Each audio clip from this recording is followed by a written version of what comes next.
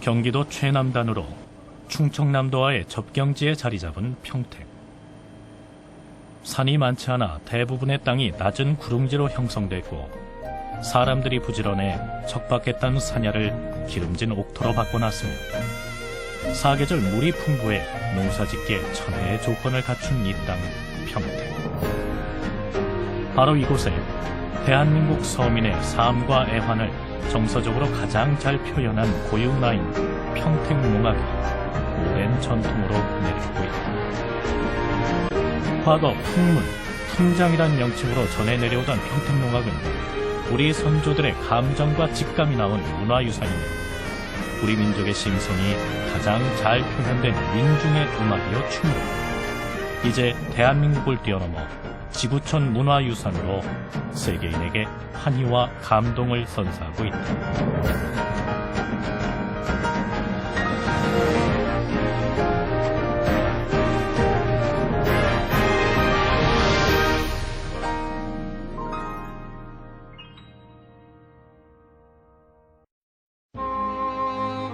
농악의 기원은 농경시대 이전으로 거슬러 올라가 수렵시대에 짐승몰이를 위해 타악기를 사용한 것이 그 시초라고 볼 수 있다. 또 하늘에 제사를 지낼 때 쓰던 악기에서 비롯됐다는 설도 전해져 내려오고 있다.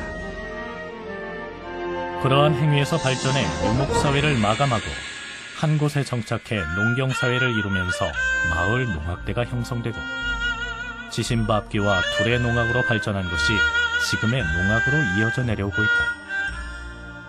이러한 농악은 지역에 따라 명칭도 조금씩 다르고 그 내용과 형식에 차이를 보이기도 한다.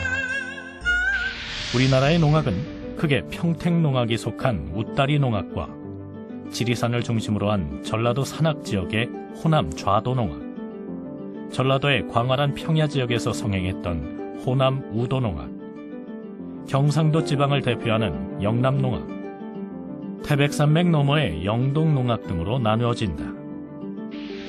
각 지역에는 그 지역의 대표성을 인정받은 농악이 국가지정 중요 무형문화재로 육성, 발전되어 오고 있다. 특히 웃다리 농악은 경기도를 포함해 서울, 인천의 수도권과 대전, 충청지방, 강원도 영서지방까지 광범위하게 포괄하고 있는 우리나라에서 가장 대표적인 농악으로 1986년 12월 1일 국가지정 중요 무형문화재 제11회 나호로 지정됐다. 평택농악은 그 웃다리 농악의 대표적인 농악입니다. 특히 평택농악의 그 판체를 이렇게 보면은 아주 세련되고 정리정돈이 잘 되고 또 예술성과 음악성이 아주 뛰어나게 돼 있는 농악이 다른 지방하고 비교했을 때의 특징이라고 말씀을 드릴 수가 있겠고, 특히 노름 속에서 띠쟁이 노름이 아주 그 다양하게 판을 이끌어갈 수 있는 놀이 형태, 그 다음에 오무동 또 그 속에서 갖는 남사당적인 이런 요소들이 다른 지방하고 볼거리가 아주 많고 또 그것이 아주 연위적인 요소들이 잘 정리정돈되어서 우리나라를 대표할 수 있는 또 세계 속에 내놔도 손색이 없는 농악이 바로 평택농악입니다. 흔히 경기 평야로 불리는 농경지는 남부지방의 진위천과 안성천 유역의 드넓은 평택평야와 경기도 북서부 한강 하류에 펼쳐진 김포평야를 말한다.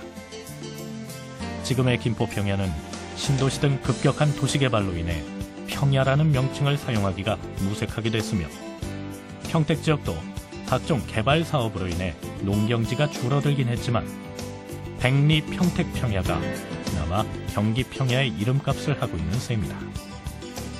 경기도 평택시는 소새뜰이란 넓은 들을 끼고 있어 주곡인 쌀을 비롯해 농산물이 풍요했고 이러한 산물의 풍요는 농민 문화를 일으켜 평택지방의 농악을 이루게 됐다. 그래서 일찍부터 평택을 중심으로 한 여러 고장을 토대로 사당패들의 중심지가 형성됐다. 1920년대까지만 해도 전국적으로 약 15개 이상의 남사당이 활동을 했었습니다. 많은 남사당들은 또는 건립회들은, 이런 전문 연립회들은 평택을 비롯해서 평택 인근의 여러 지역들을 중심에 두고 근거를 두고 이곳에서 활동을 했었는데요. 이런 활동했던 전문 연입회들 중에서 특별히 평택 건립회, 다시 말해서 최은장 선생이 이끌었던 최은장 행중은 특별한 회였다라고 얘기할 수 있겠습니다.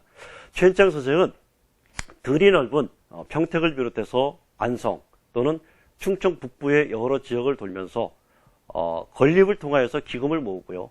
이 모았던 기금을 바탕으로 예를 들어서 서울의 도선사 건립이라든가 아니면 관공서 또는 다리 건립 등의 많은 기여를 했었습니다. 이런 평택 건립회를 비롯해서 전문 연입회들의 활동이 큰 위기를 맞게 된 것은 일제말 전시체제기입니다. 사실 일제말 전시체제가 되면서 전문 연입회들의 활동은 거의 불가능하게 되었는데, 특별히 평택 건립회는 이 상황 속에서도 잠시 동안의 어려움은 있었지만 그 명맥이 끊어지지 않고 해방 이후에 그 명맥이 이어지게 되고요. 이어졌던 명맥이 바로 평택농악으로 결집이 되어서 오늘날 우리에게 전승되는 것을 볼 수가 있겠습니다. 평택농악은 이때부터 둘의 풍물과 건립 풍물굿을 가장 잘 계승한 웃다리 지역을 대표할 만한 풍물로 여겨지게 된 것이다. 두레농악에서 하던 두레굿과 더불어 난장굿, 절건립, 촌건립 등 건립회에서 하던 전문 연입회적 요소가 함께 나타나는 형태이다. 이는 초기 구성원들이 서울 및 경기 남부, 천안, 공주 지역에 흩어진 명인들로 구성되어 전문 연입회적 성격이 두드러지기 때문이다. 즉, 평택농악은 평곡리 마을의 두레농악에 기원을 두고 있지만 평택의 두레농악을 대표한다기보다는 경기, 충청지방 전문 연입회의 가락과 판재를 계승한 웃다리 농악이라고 할 수 있다. 때문에 평택, 안성, 화성 등지의 농악은 이른바 평택농악의 전형적인 특성을 갖고 있으며, 이러한 특성을 갖는 농악은 경기도와 강원도 서부, 충청도 등 웃다리라는 명칭으로 매우 넓은 지역에 분포되어 있다.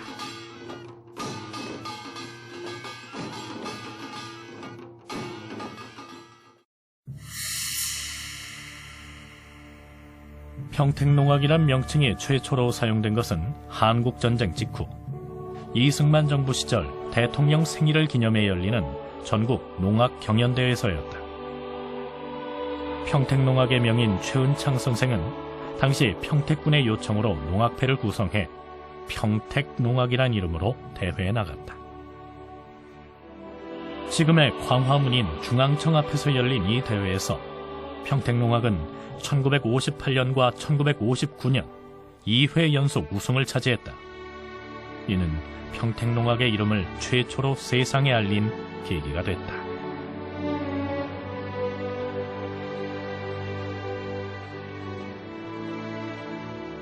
평택농악의 계보를 이야기하자면 유세기 선생을 말하지 않을 수 없다. 유세기 선생은 1894년 당시 91세의 나이로 전국 5대 남사당 놀이패인 진위패를 육성한 가문으로 농악, 시조 등의 조예가 깊었다고 전해진다. 1800년대 후반 진위군 복남리에 살던 유세기의 부친은 당시 진위현 간청에 딸린 관리인 아전으로 일하면서 솥을 만들어 파는 솥전을 대대적으로 경영을 하게 됐습니다. 이때 전국에서 소질이 있는 사람들을 종업원으로 등용하여 평소에 농악을 연마하도록 했는데, 조선 고종 4년인 1867년 흥선대원군에 의해 경북군이 중건되자 경북군 건축 위안공연에 초청되었습니다. 이때 대원군으로부터 진위군 대도방권 농직이라는 농기와 3색의 어깨티를 하사받았으며, 당시 상세였던 김덕일에게는 오의장이란 벼슬을 내려준 사실이 있습니다. 그때까지만 해도 평택 진위농악이 경기농악을 대표할 만한 실력을 갖췄으며 전국에서도 유명한 존재였다는 사실이 기록으로 남아 있습니다.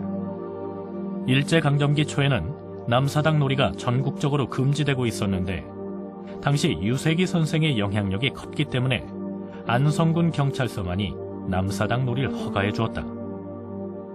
이 같은 이유로 전국에 산재해 있던 남사당 패들이 안성 지역에 집중적으로 이주하게 됐다. 이 때문에 평택과 안성은 남사당 패의 중심지가 되었던 것이다.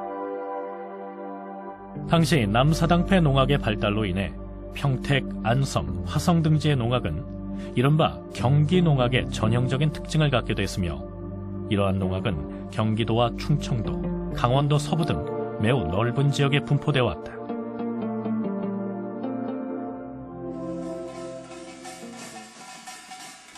평택 농학이 현재와 같은 편제를 갖춘 것은 1970년대 후반부터다.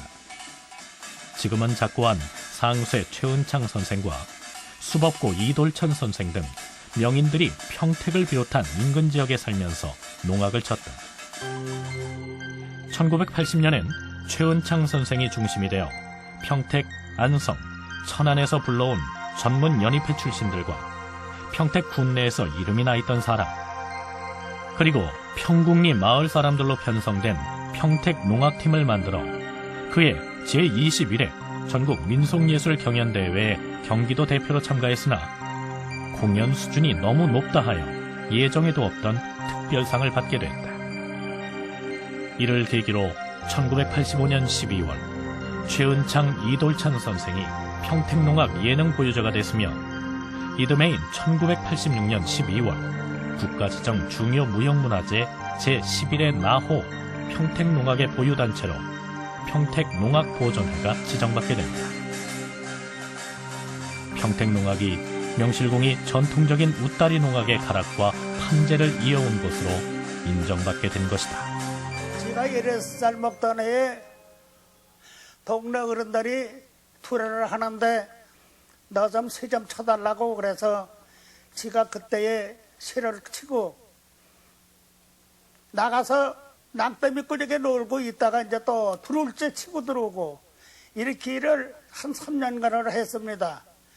그러다가 실이 이제 안성의 서상인이 단체에 가가지고 그때부터 이제 그 상세도 이제 쳐보고 또 장구도 쳐보고 그래 많이 이원한테 많이 배웠지요. 배우기는요.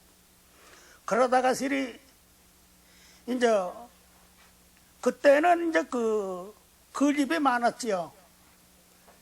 참 다리 끌립이라는 것도 있고 교량 끌립이라는 것도 있고 그래서 가을이면은 참 끌립 팔아 다니고 여름 7월이면 이제 또 백중 때 백중난장 보러 다니고 그렇게 몇 년간 하다가 서울 남사당에 입대해가지고 서울 남사당의 사람이 출연하고 있었습니다. 지금의 평택농학이 있기까지 큰 업적을 남긴 최은창 선생은 1914년 평택에서 태어났다. 어린 시절부터 특출하게 귀가 밝았던 그는 스스로 예능적 기질을 키워나갔다. 여느 아이들이 소꿉장난이나 잔일거리를 하고 있을 때 그는 둘의 풍물을 보고 듣는 재미에 푹 빠져 있었다. 최은창 선생은 마을 두레패 상소에게 꽹과리를 배워 16세 때 두레패의 꽹과리를 쳤고 26세 때에는 이원보 상소에게서 장구와 꽹과리를 배워 이원보 농악단의 끝쇠를 쳤다. 성인이 되면서 촌건립과 절건립을 하는 전문 연희패에 가담하게 되고 나중에는 독립하여 직접 절건립 행중을 꾸려서 활동을 했다. 그러면서 장고제비로, 비나리꾼으로, 쇠꾼으로 이름을 날리게 됐다. 48세 때에는 절건립회 상쇠로 나서서 북한산 태고사, 인천 연화사 등 수많은 절의 중수에 절건립회를 이끌고 시주를 거뒀으며 이후 민속국회 남사당에서 활동하던 최은창 선생은 1980년 평택군의 요청으로 평택농학을 만든 후 상쇠로 활동하며 20여 년 가까이 평택농학을 체계화시키는 데 공헌해오다 2002년 작고했다. 최은찬 선생님은 원래 이 고사를 연부를 잘 하셔요. 그래서 아주 거기에는 진짜 뭐 누가 봐도 명인이라고 그래야지 돼요. 이은관 씨네 집에 들어가가지고 고사를 했을 때야 3시간을 해요. 그런 문서를 가지고 있는 사람은 드물어요, 대한민국에서. 참 하다가 이제 하도 오래 하니까 이은관 선생이 좀 쉬어서 하자고. 그래서 쉬어서도 해봤지만은 평택농악의 또 다른 명인 이돌천 선생은 16세 때 마을 상수에게서 쇠를 배워쳤고 17세 때에는 박지삼에게서 법고를 배웠다. 18세 때부터는 남운용 농악단의 법고수로 있었다. 그 뒤 평택농악에 적을 두었으며 1980년 평택농악을 공식 결성할 때 합류해 법고 예능 보유자로 지정받아 활동해오다 1994년 작고했다. 이돌천 선생님은 뭐 깽가리도 하지만은 저하고 똑같아요. 상무만, 오로지 상무만이었어요. 그 양반도. 그 대신 그 양반도 역시 고사는 참 잘하세요. 고사는 두 분 다 서로가 잘한다고 그래. 서로가 그렇게 훌륭하신 분들이었어요. 현재 평택농악보존회장을 맡고 있는 김용래 선생은 13세 때 용궁마을 두레패에서 무동으로 농악에 입문해 송순갑 행중과 남운영 행중에서 활동하다 18세 때 상모를 배우기 시작했는데 그의 스승이 바로 평택농악의 명인 이돌천 선생이다. 나는 이 상모는 이돌천 선생님한테서 완전히 진짜 그 양반이 가르쳐준 대로 그대로 다 그렇게 정말로 이제 나한테는 선생님이죠. 또 난장굿을 할 때에는 최은창 선생의 꽹과리 장단에 맞춰 상무를 돌렸으며 민속국회 남사당에 가입해 활동하다 1982년 평택농악에 들어왔으며 2008년 평택농악 법고 예능 보유자로 지정받게 됐다.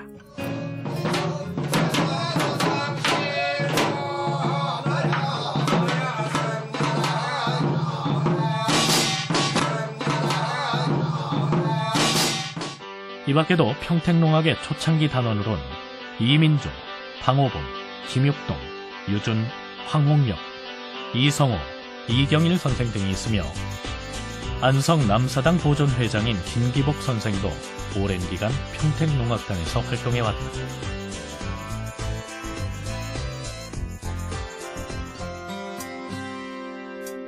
(1980년대) 이전까지만 해도 농악을 연주하는 사람들은 우두머리인 상수의 필요에 의해서 인근 지역에서 농악 한 자락 한다는 사람들이 모여 급조한 농악팀을 만들어 두레굿이나 헐립굿을 펼치곤 했다.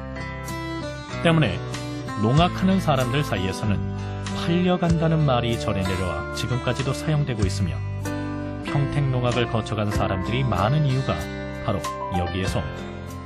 그렇게 구성할 때는 외부 사람들이 많이 와요. 이 평택에도 몇 분이 계시고 안성에도 있고 지금은 그렇게 안 하지만은 옛날엔 이 대회 같은 거를 하나 하려면 그 큰일 그때 그런 대회나 뭐 이런 거 할 때는 꼭 사방 가서 사람을 사다 가죠. 그래서 저도 많이 팔려다녔지만은 평택농악의 유래를 통해 알 수 있듯이 평택농악은 넓은 소사벌을 배경으로 자연히 농업이 발달했고 두레에 의한 마을 단위의 풍물도 발달했다. 한편 웃다리 지역에선 보다 전문적인 풍물패가 형성돼 나중에는 풍물 자체를 업으로 삼는 직업적인 유랑연희패로 변하게 됐다. 이러한 배경에서 형성된 평택농악은 따라서 두 가지 성격을 가지고 있다고 할 수 있다. 하나는 최은창 선생이 평생 거주해온 평궁, 넓게 잡아도 평택 지역에서 전승되어 오던 마을 두레패 성격의 농악이었다. 또 하나는 최은창 선생이 성인이 된 이후 웃다리 지역을 유랑하면서 활동하던 전문 연희패 성격의 농악이다. 평택농악이 두레패의 성격에만 머물렀다면 웃다리 지역을 포괄하는 농악으로서의 대표성을 가지지 못했을 것이요. 전문 연희패의 성격만 가지고 있었다면 농악의 뿌리라고 할 수 있는 두레 농악의 대동적 신명을 가지지 못했을 것이다. 평택농악은 웃다리 농악의 특징과 평택의 들판에서 형성된 그 두레농악의 평택지방 두레농악의 특징이 잘 융화된 그런 농악이다라고 얘기할 수 있겠습니다. 그 중에서도요 평택농악은 특별히 웃다리 농악 전문 연입회의 기회가 잘 녹아있는 그 아주 특별한 농악으로 우리가 얘기할 수 있겠습니다. 평택농악을 주도했던 대표적 인물들이 바로 최은창 선생님이나 또는 이돌전 선생님들인데, 이분들은 웃다리 지역에서 활동했던 전문 연입회들, 특히 건립회라든가 뭐 사당회라든가 다양한 연입회들 중에서도 특별히 이분들은 기회가 출중했던 분들입니다. 이런 분들이 평택농악의 중심을 이루었고요. 평택지방의 들에서 가락을 쳤던 그런 두랩회의 두랩분들이 여기에 참여를 하면서 평택농악이 만들어졌기 때문에 평택농악은 전문성에 있어서나 아니면 두레농악에서 볼 수 있는 어떤 풋풋함과 아니면 투박한 그런 어떤 그 농악의 기회들이 잘 융화된 아주 특별한 농악이다라고 얘기할 수 있겠습니다. 웃다리 평택농악은 가락의 종류가 많지 않은 반면 변주가 다양하다. 또한 가락이 빠르고 힘이 있으며 맺고 끊음이 분명한 것을 특징으로 삼는다. 독특한 가락으로는 칠채와 잦은 삼채라 불리는 쩍쩍이가 있다. 이러한 가락들은 무동놀이와 더불어 평택농악을 다른 지역의 농악과 구분짓는 중요한 특징 중의 하나이다. 칠채라고 그래가지고 이 징을 7번 치는 게 있어요. 내가 이제 잠깐만 두들겨 볼게요. 처음서부터 원박만 칠게요.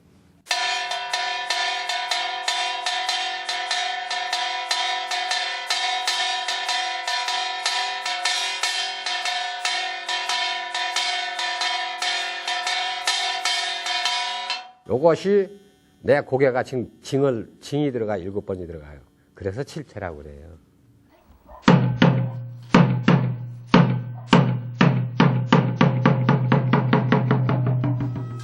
판굿은 굿패들이 여러 가지 놀이와 진풀이를 순서대로 짜서 갖은 기회를 보여주기 위해 벌이는 풍물놀이다. 웃다리 판굿은 보통 45명 정도로 이루어지는데 농기와 영기를 앞세우고 호적수가 따르며 그 뒤로 쇠, 징, 장고, 북, 법고, 무동 등이 이어진다. 평택농악의 판굿은 진풀이가 다양하고 화려하며 생동감이 넘친다. 당산벌림 대형과 무동놀이가 가장 큰 특징인데, 특히 무동놀이에서 보여주는 던질사위, 앞뒤 곤두, 만경창파 돛대사위, 동거리와 공마다는 관객들의 탄성을 자아내게 하는 평택농악만의 자랑거리이다. 평택농악에서 지금은 역사 속으로 사라진 연희가 여러 가지가 있습니다. 그 중에서도 회초리 사무동과 칠무동과 같은 무동놀이가 바로 그것입니다. 회초리 사무동은 체격이 좋은 밑동 위로 3명의 무동이 일자로 올라가는 것인데, 그 모양이 회초리 같다고 해서 회초리 사무동입니다. 이와 함께 칠무동은 지금의 오무동과 같은 구조에 앞뒤로 2명의 무동이 더 올라가는 총 7명으로 구성된 무동놀이입니다. 평택농악 보존에서는 과거에는 있었지만 지금은 사라진 연희들을 복원하는 작업을 지속적으로 시행하고 있는데, 지금까지 많은 성과를 얻어내고 있으며 앞으로 이런 복원 작업이 지속적으로 이루어질 것으로 보여집니다. 평택농악의 연희 형태는 그 시기에 따라 다양한 형태로 나타난다. 정초에는 지신밥기, 여름철에 두레구, 겨울철엔 건립굿에 농악을 크게 쳤고, 초파일에 등대굿, 가는 날엔 난장굿을 친다.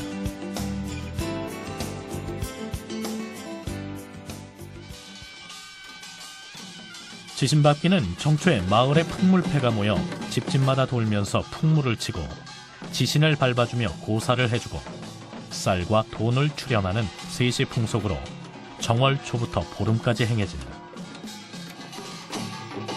지신밥기는 아침 일찍 쇠꾼들이 선앙기를 앞세우고 풍물을 치며 방에 가서 당굿을 하는 것으로 시작된다. 다음으로 집집을 돌며 집돌이를 하는데, 집굿은 먼저 대문에서 문굿을, 집안 우물에서 샘굿을, 마당에서 마당굿을 친다. 이때 주인이 마루에 상을 차려놓으면 상쇠나 소리할 줄 아는 이가 고사소리를 부른다.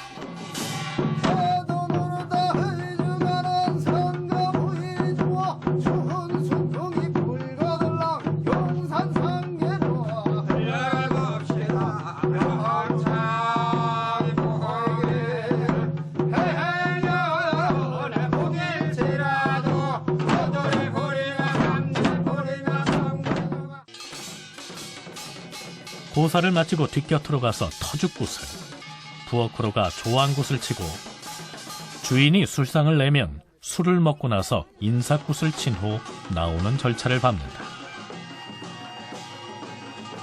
지신밟기는 개인에게는 잡기 잡신을 물리치고 액을 막아주며 한 해 동안의 재수 소망을 빌어주는 뜻이 있고, 마을 전체에는 마을의 안녕을 빌고 마을의 공동체의나 행사에 사용할 공동의 기금을 마련하는 데 목적이 있었다. 두레굿은 두렛일을 할 때 협동심을 북돋우고 힘든 노동을 보다 쉽게 할 수 있도록 힘을 내게 하는 역할을 한다. 두레굿은 모내기에서 시작돼 세벌 김매기가 끝나는 날까지 주로 행해졌다. 세벌 김매기가 끝나는 백중날은 백중놀이 또는 호미시시라 하여 마을 공터에 술과 음식을 차려놓고 풍물을 치며 신명나게 노는데, 이는 그동안 힘들었던 노동의 피로를 마음껏 풀어내는 것이다. 김을 맬 때는 마을에서 들까지 길군악을 치고 나가며, 논에서는 풍장을 치지 않고 소리꾼의 선창과 북장단에 맞춰 모 씹는 소리와 논매기 소리 등 그때그때 농산일과 관련된 노동요를 한다.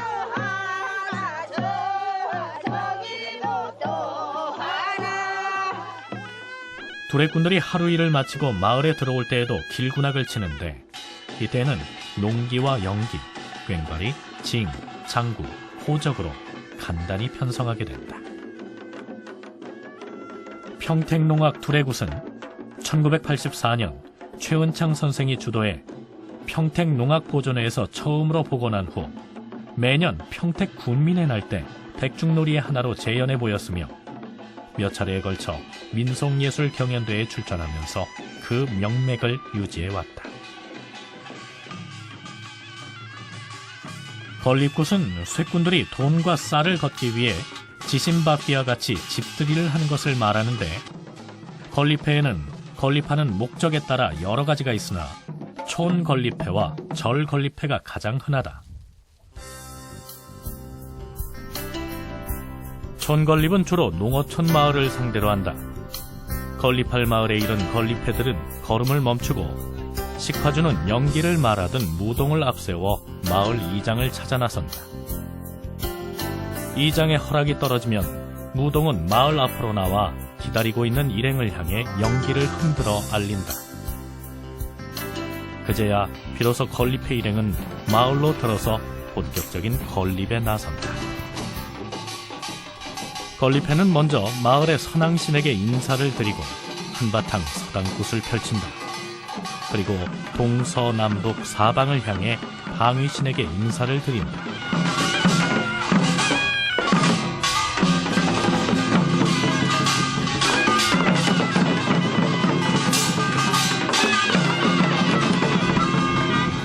다음으로는 수문장굿을 하여 온갖 잡기의 출입을 막아줄 것을 기원한다. 문 엽쇼, 수문장군님 문 엽쇼. 만인과 만복을 두둥실 않고 떠들어갑니다.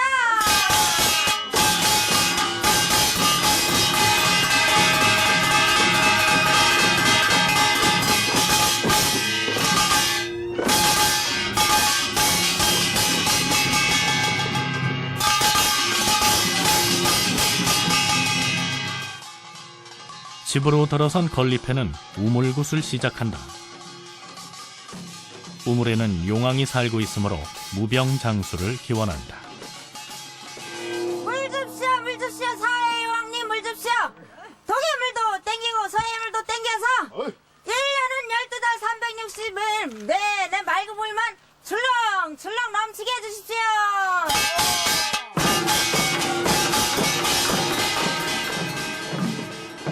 연희패는 집집마다 다니면서 풍물을 치고 고사를 통해 축원 등을 해주며 그 대가로 돈이나 곡식을 받게 된다.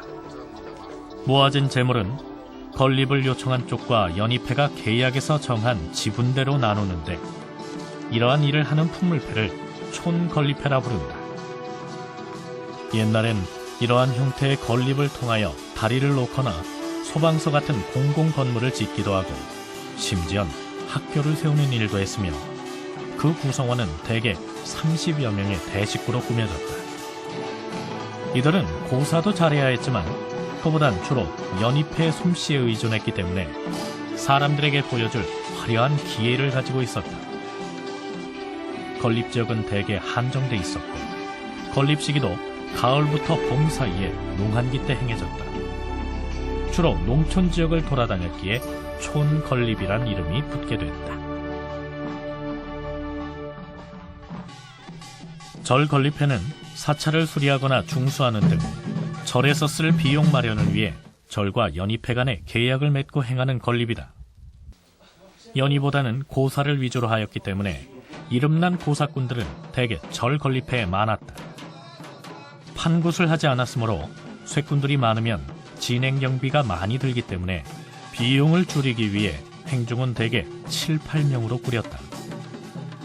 건립 지역에 제한이 없어 거의 전국을 무대로 떠돌았으며 건립 시기도 제한이 없이 사시사철 행해졌으나 최은창 선생과 같이 농산일을 병행했던 쇠꾼들은 농산일을 피해 가을 추수 후부터 봄까지 절건립에 나섰다. 농촌보다는 도시에서 도시로 떠돌았으며 주로 시장의 상인들을 상대로 했다. 난장굿은 정기적으로 열리는 장날 외에 임시로 특별히 열리는 장날에 벌어지는 것을 말한다. 평택 지역에선 주로 명절을 맞아 난장을 텄으니 파일난장, 백중난장 등이 바로 그것이다.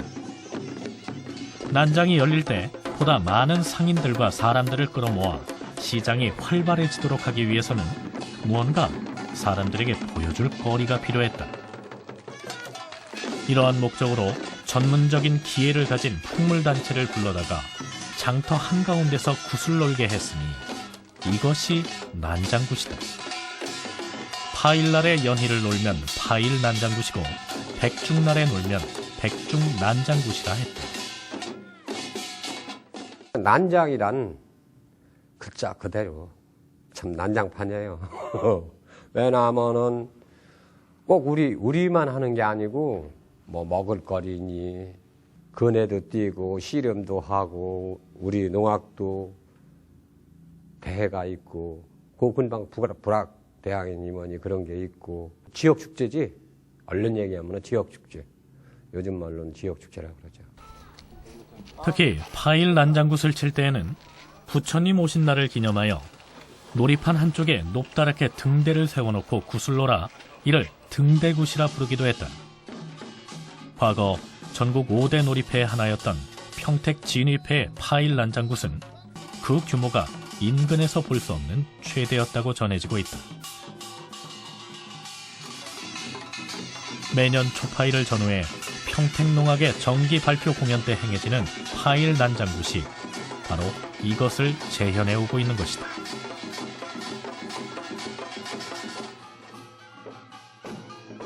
판굿은 구패들이 여러 가지 놀이와 진풀이를 순서대로 짜서 갖은 기회와 재주를 보여주기 위하여 벌이는 것으로 지신밟기나 건립을 하면서 집집마다 마당 시시로 하던 농악놀이가 확대된 것인데 본격적으로 판굿이 발달한 것은 전문 연희패에 의해서라고 볼 수 있다. 평택농악도 일반 관객을 위주로 한 공연에서 가장 보편적으로 행하는 것이 판굿이다. 평택농악의 판굿은 원래 건립패들이 대갓집이나 큰 마을에서 건립을 할 때 또 두레패들이 호미거리 할 때 넓은 마당에서 행하는 것으로 이때 온갖 풍물을 갖추고 모든 기회를 다 보여주게 된다. 평택농악의 판굿은 인사굿,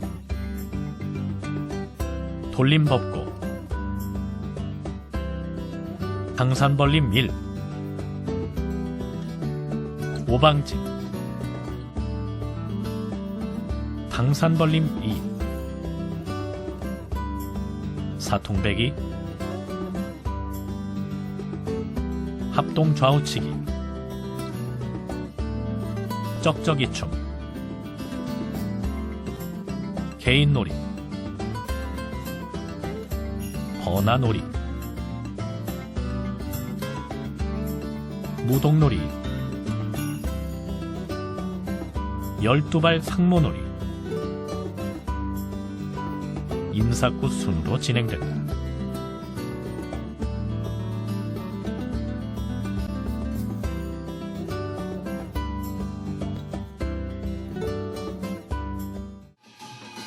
평택농악의 판굿은 빠르고 힘있는 가락에 맞춰 진풀이도 생동감이 넘치고 화려한 것이 특징이라 할 수 있다.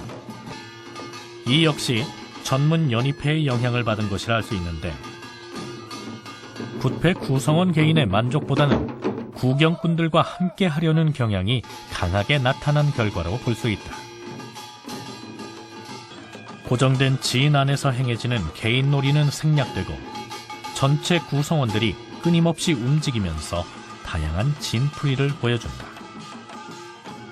특히 다양하게 펼쳐지는 무동놀이는 평택농악 판굿의 백미다. 맞동리로 시작하는 무동놀이는 던질사위, 만경창파 돛대사위, 앞뒤곤두, 오무동의 공마단과 동거리 등으로 이어지면서 구경꾼들의 손에 땀을 쥐게 할 정도이다. 지신밟기나 건립을 할 때 화를 물리치고 복을 가져다 주기를 비는 사설이 여러 군데 들어간다.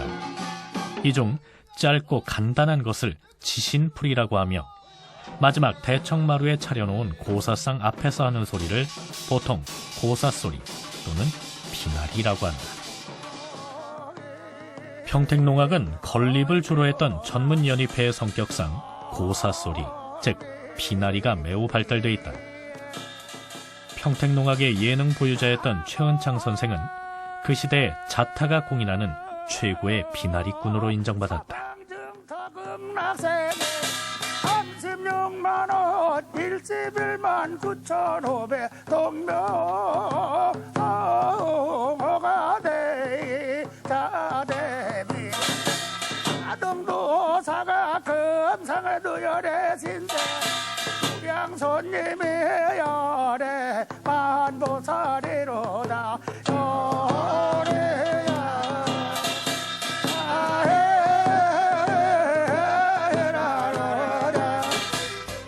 최은창 선생과 더불어 이성호 선생도 고사의 명인으로 오늘날 사물놀이패 비나리의 원조격이라 할 수 있다. 김용래, 김육동, 이영옥 선생이 받아주는 뒷소리는 고사꾼의 소리를 푸짐하게 받쳐준다. 김용래 선생이 치는 고사반주 북소리는 예나 지금이나 정평이나 했다. 지금은 어려서부터 평택농악에 몸담아온 황영길 씨가 고사소리의 명맥을 이어오고 있다.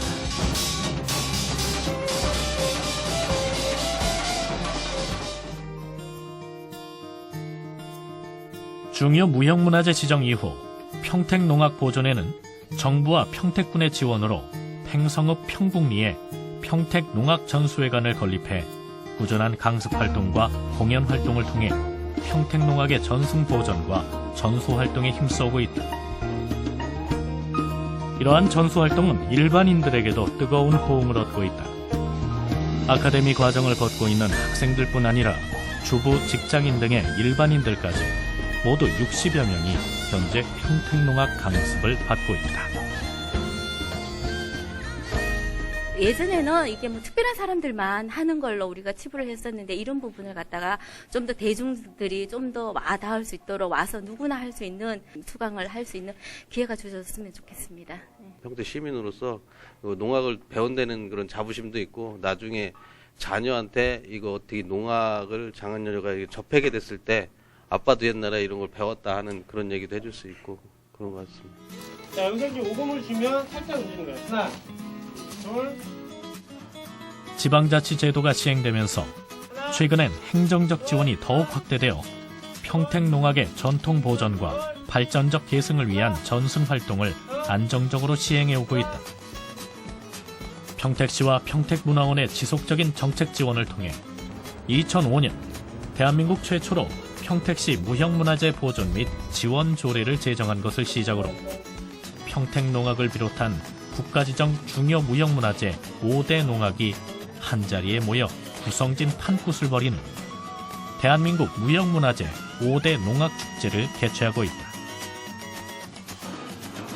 또한 평택농악 단원들의 전문성을 높이고 안정적으로 전수활동에 전력할 수 있도록 2006년부터 시행한 상임단원 제도, 평택호에 건축되는 평택농악마을 등은 평택농악이 장기적으로 대한민국을 대표하는 고유 문화로 발돋움하고 제도적으로 성장해 나갈 수 있는 기틀을 마련하는 데 큰 역할을 해나가고 있다.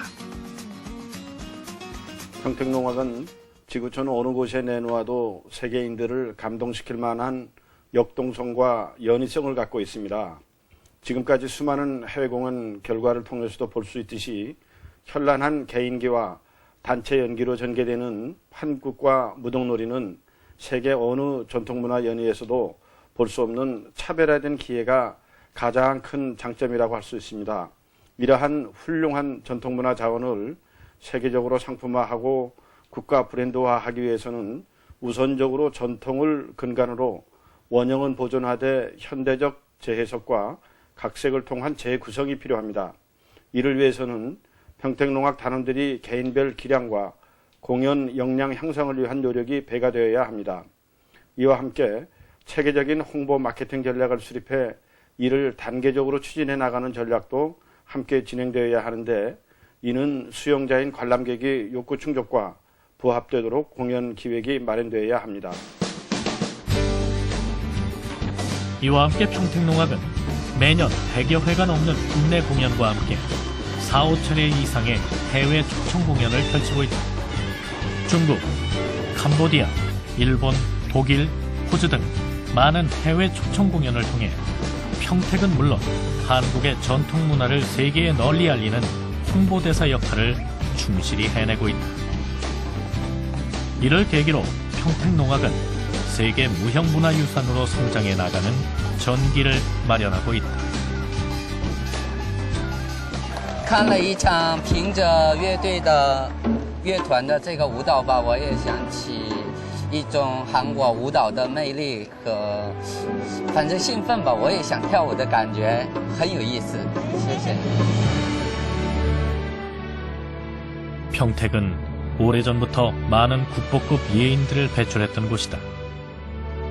평택농악을 만들어낸 산증인 최은창, 이돌찬 선생에 이어 지금은 김용래 선생이 그 명맥을 이어가고 있다. 특히 평택은 질박한 서민의 정서를 가졌음에도 불구하고 예인을 껴안을 줄 알고 그들이 터를 잡아 생활하도록 배려할 줄 아는 문화적 토양을 갖고 있는 고장으로 이러한 토양은 앞으로도 지속될 것이다. 예향의 고장에서 태어난 평택농악은 웃다리 지역을 기반으로 대한민국을 대표하는 전통문화로 성장해 나갈 것입니다. 인류가 지켜야 할 소중한 세계 무형문화유산의 반열에 당당히 오를 수 있도록 세계인에게 다가갈 것이다.